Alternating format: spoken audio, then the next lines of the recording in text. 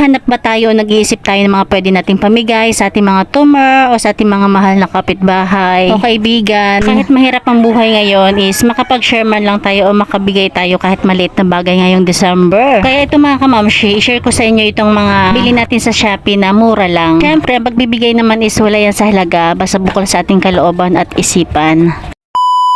Ito nga mga kamamshi, bale, bigyan ko kayo ng idea or i-share ko sa inyo itong mga napamili natin sa Shopee na mura lang. Pero bago ang lahat, mapagpalang araw para sa ating lahat. Thank you Lord sa panibagong araw. Ito na nga, nakakuha tayo ng baso, ang cute niya. Kahit mumurahin lang, masarap kasi sa pakiramdam yung nagbibigay ka. Diba masarap sa pakiramdam yung nakakatanggap ka ng bigay ng iba, pero mas masarap yung ikaw yung nagbibigay.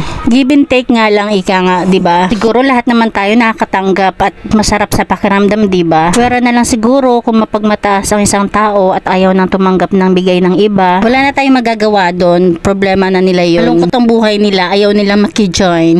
Charis. Baka kasi sobrang yaman na nila, diba? Sana all. Kasi ako nararanasan ko pa yung kapag may ayuda, pila-pila talaga. Sige, pila. Kasi hindi naman tayo mayaman para tumanggi sa grasya. Lupat alam nyo na talagang kasama kayo doon. Kung hindi nyo na kailangan, di ibigay nyo sa iba. Pero ayan nga, at dahil masarap tumanggap, syempre masarap din magbigay. At ang pagbibigay ay wala sa estado ng buhay yan. Mayaman ka man o mahirap, is pwede ka mag-share ng blessings kahit maliit na bagay. Bukol sa puso't isip natin. Pero alam nyo ba, sabi nga, wala sa mabuting gawa ang kaligtasan natin, kundi na sa pananampalataya natin na si Jesus ang ating Panginoon na siyang tagapagligtas at tumubos sa ating mga kasalanan.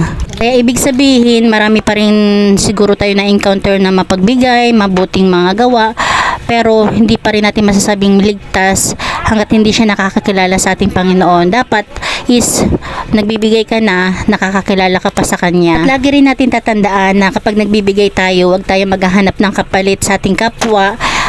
Pray lang tayo, si Lord na yung bahala sa atin. Siyempre, hindi naman tayo nilikha ni Lord para tumanggap lang ng tumanggap at sarili lang natin ang isipin natin. Likha niya tayo para sumampalataya at sumamba sa Kanya. May tungkulin tayo sa ating Panginoon at naniniwala ko na may tungkulin din tayo sa ating mga kapwa, hindi lang sa ating mga sarili at pamilya. Mga kamamshi, thank you for watching. God bless you all and Jesus loves you. Advance Merry Christmas!